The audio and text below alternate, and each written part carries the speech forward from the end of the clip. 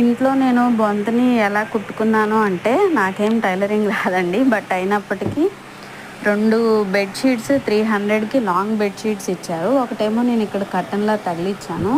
ఇంకోటేమో ఇలా బొంతలాగా తయారు చేశాను. ఇది ఎలా తయారు చేశానంటే సేమ్ ఇది హాఫ్‌గా ఇంతే లాంగ్ పెద్దదొచ్చిద్దండి. ఈ పెద్దదాన్ని ఏం చేశానంటే హాఫ్‌కి ఫోల్డ్ చేసి చుట్టూ పీసులుగా ఉన్నటువంటి దాన్ని కట్ చేసి కుట్టేసి తర్వాత దాన్ని 2గా మడతేసేసి లాంగ్ స్ట్రిప్స్ లాగా లాంగ్ కుట్లేసానండి. దగ్గర ఒక 11 12 వచ్చాయి. ఇది లాంగ్ది కాబట్టి కరెక్ట్గా ఈ బెడ్కి సరిపోయింది ఈ బొంత.